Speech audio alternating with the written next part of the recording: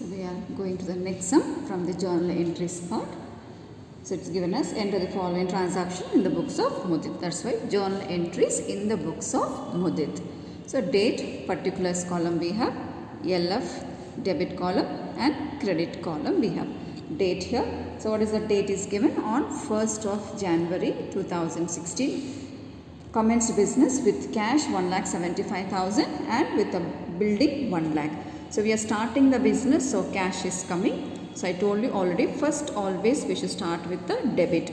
So cash account debtor, and buildings also the proprietor is building, bringing here. So buildings account debtor 2. Both are coming in the form of capital. So to capital account. So here we have cash is coming 1,75,000. This is a debit here. So we are writing in the debit side. Then building is coming the value of 1 lakh. So here total value of capital now we have as 2,75,000, which is the credit, right? Credit we should start with the 2 I told you here. So 2 capital account, credit column amount. Cash and building is a debit amounts here. That's why amount also we have in the debit. After completion of each transaction journal entry, we have to write the narration. So what will be the narration now here? B, started business with cash and building. That is what we have to write. The next one we have the second date here. Goods purchased for cash. Means we are buying the goods for cash. So what is coming and what is going out here? Goods are coming. So goods are coming means we call as the purchases. So purchases account debtor and cash is going. So we call as to cash account. So how much value of the goods we bought here? 75,000. So this is debit. That's why purchase account debtor DR we wrote 75,000 to cash account, which is a credit item. We will write in the credit side. And the narration B, goods purchased for cash. Okay. The next we have the next transaction as for third date here. Sold goods to Ramesh. Now we are selling the goods to Ramesh. There are two aspects we have, sold goods as well as the Ramesh. Now Ramesh is receiving the goods. Receiver, what is the rule? Receiver should be debited. So that's why here Ramesh account debtor is a debit side. What is going here? Goods are going to sales account. Okay. So here we have 30,000 and 30,000. Okay. Sold goods to Ramesh. Ramesh is a receiver. Goods are going. So sales, right? We cannot write as a goods. What you call those goods when you sell? We call as a sales. That's why to sales account. And the narration B, goods sold to Ramesh. The next we have as on fourth here, paid wages. So paid wages here. So we are paying the wages. Now wages under which account here? It is a nominal account. All the expenses. So here wages, it's an expense here. Wages account debtor. Debit side. 2. What is going when you pay the wages here?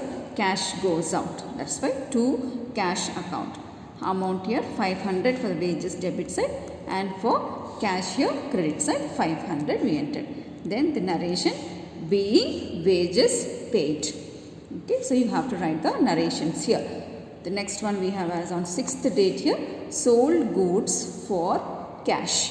Now we are selling the goods again, but it is for the cash. So what will come now here when you are selling the goods for cash? Two aspects as sales and the goods we have. So now goods are going, cash is coming. So cash account debtor to goods means we call as a sales account. How much value of the goods we are selling here? 10,000 and 10,000. Narration B, sold goods for cash. Sold goods for cash.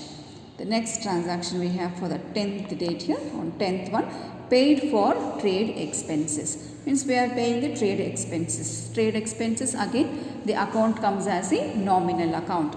So the nominal account here expenses should be debited. So here we will be writing as trade expenses will be the debit. So trade expenses account debtor to cash account. So credit item we always start with 2. So that we should keep in our mind. We should not forget it. So to cash account the amount is 700 and 700. Same now, after completion here, we need to do the narration. Being trade expenses paid. Being trade expenses paid. Okay. The next we have here as for next 12th date is given as cash receipt from Ramesh 29,500 and discount allowed is 500. So there is a Ramesh will be there in previous transaction. See there here, Ramesh we sold for 30,000, means he has to give it to the company. Ramesh has to give. How much he has to give here? 30,000 he has to give. But how much he is giving now? Only 29,500 he is giving, and we are closing the account by giving him 500 as the discount. Now discount, the company is allowing the discount to Ramesh, so it is a loss. So we have to debit. Now how to write? We are receiving the cash, so cash is coming. Cash account debtor, it's a debit side. Then we are allowing the discount here. Discount, when you allow, it is a loss or it is an expense to the company. So discount allowed account debtor 2. Who is the giver of the cash here? Here giver is Ramesh. Giver we have to credit according to the personal account. Receiver is a debit, giver is a credit. Now Ramesh is a giver of the cash. Okay. So now here cash account debtor. How much cash has come now? Only 29,500. How much discount we are allowing here? 500. Total account, how much is it? It is 30,000. 30,000 is account. So we need to close with the 30,000. We cannot write as a 29,500 because still that 500 will be showing as a pending amount, whereas that amount will not come to us back because we allowed as the discount. Okay, the next we have here 14th date. Goods purchased from Sudhir, means we are buying the goods. So goods are coming and Sudhir is a giver or the receiver now? Giver, right? He is giving the goods.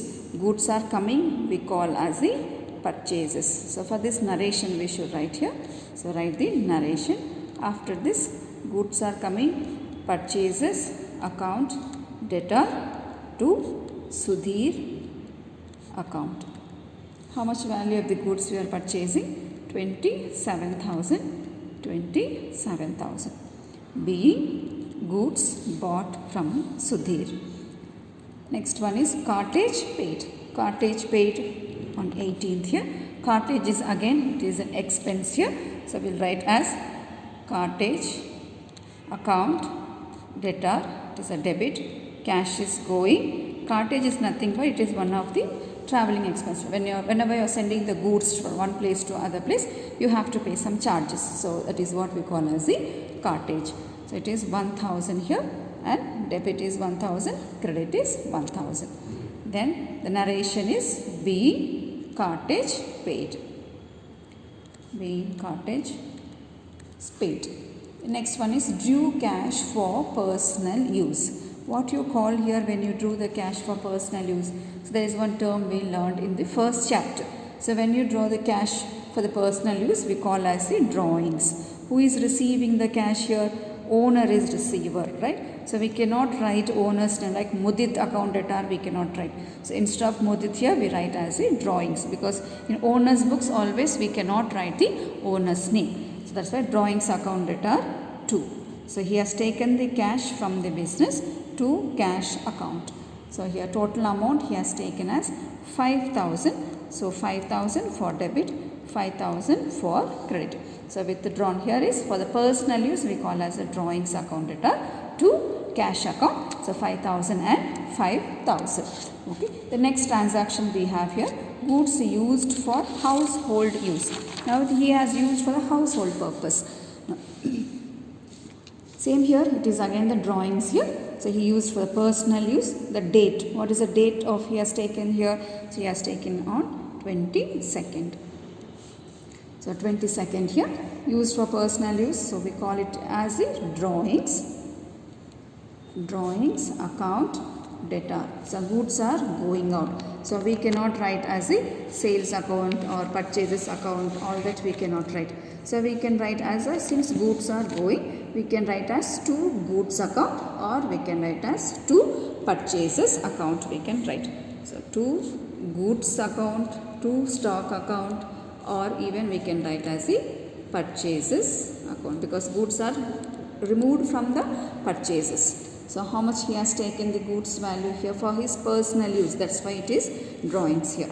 2000 value, 2000 value. Narration here. B, goods used for his personal use. The next one is 25th, cash paid to Sudhir. How much value actually we have, if you see the previous transaction here. So it is for 27,000, right? Cash we purchased from Sudhir. So you have to pay 27,000, but whereas we paid to Sudhir only 26,700. So remaining amount becomes as a discount, which is a benefit to the company. So here the next transaction for 25th here we write as cash paid to Sudhir. Now Sudhir is receiver of the transaction. So Sudhir is receiver. So we write as Sudhir account debtor to cash account, and discount we are receiving, that is a benefit to us. We'll write here discount account. We are receiving this discount here. We can call as discount received account, or you can also write only discount account. Now how much value for the here Sudhir we have? Totally actually it is 27,000 is a Sudhir account. How much we paid for the Sudhir here? 26,700. Remaining 300 company is not paid. That will be treated as the discount. So here we'll write as B, cash paid to Sudhir in full settlement. In full settlement, because remaining amount the company is not going to pay. That 300 is benefit to the company. Instead of paying 27,000, company paid only 26,700. Remaining 300 is a benefit. So that will be here the credit side we call as a to discount received account. So hope you are clear with this sum.